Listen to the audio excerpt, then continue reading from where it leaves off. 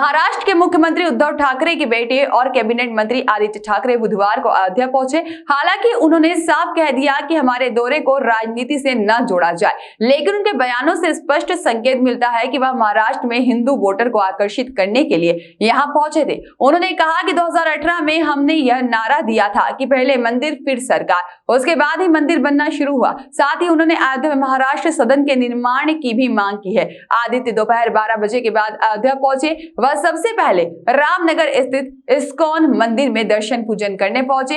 यहां पर भोजन करने के बाद देवकाली स्थित एक पैलेस में पत्रकारों से चर्चा की। उन्होंने कहा कि अयोध्या भारत की आस्था से जुड़ा हुआ है। साथ ही में 2018 में हमने यह नारा दिया था कि पहले मंदिर फिर सरकार, इसके बाद मंदिर निर्माण का रास्ता साफ हुआ।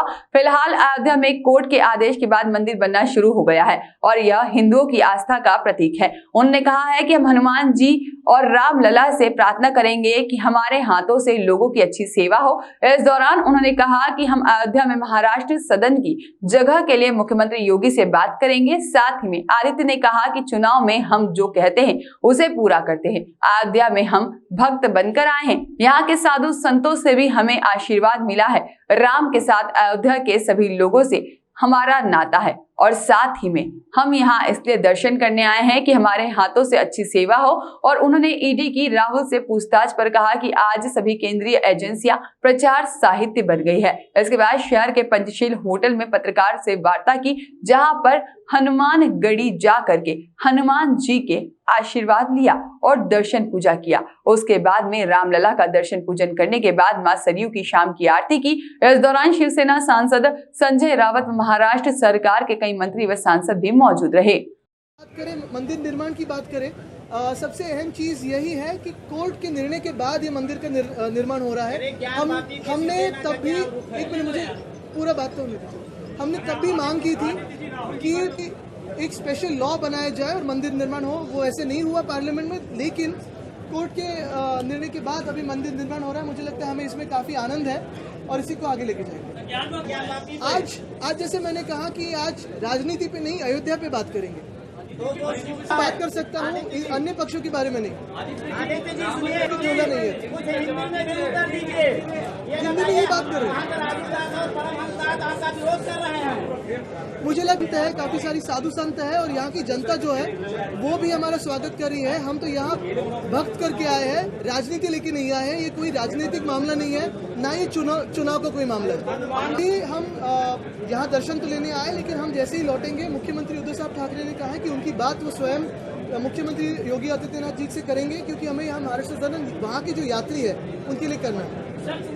मैंने कहा कि ये मैं कोई राजनीतिक मामले पे नहीं बोलूंगा, लेकिन ये जो है ये तो प्रचार साहित्य बन गया है। मैंने मुंबई में भी कहा कि केंद्रीय यंत्रणा जो है सारी, वो तो प्रचार साहित्य बन गया, तो वो पार्टी का ही अंग बन चुके।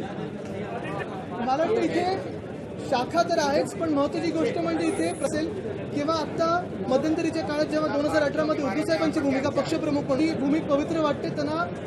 आता त्याच्यात मतं मागण्यासाठी कुठेही आम्ही ती भूमिका घेतली नव्हती। शाखा ही आमचा पूरा बयान पढ़ा नहीं होगा, हमारे बारे में ऐसे कुछ नहीं कहा है। उन्होंने कहा आपको सुनने की क्षमता रखिए, जो दुर्व्यवहार किया जा रहा है सभी है, अभी उनसे बात करी है, अच्छी बात हुई है और उन्होंने स्वागत तो किया है। लेकिन हमारा नाता यहाँ से, यहाँ के लोगों से है और यहाँ के भगवान श्री राम से है। वो हमारे सबके दिलों में, भगवान श्री राम हो, सीता मैया हो, भरत जी हो, हनुमान जी हो, सभी हमारे दिलों में है। और इसलिए उस समय भी हिंदू सम्राट बाला साहब ठाकरे की जो भूमिका थी, या 2018 में पक्ष प्रमुख उद्धव साहब ठाकरे की भूमिका हो, या शपथ ग्रहण के बाद मुख्यमंत्री बनने के बाद पहले अगर कहीं यहाँ है तो मुख्यमंत्री साहब यहाँ आए और दर्शन करें। तो हमें राम राज्य नारा दिया था, पहले मंदिर फिर सरकार।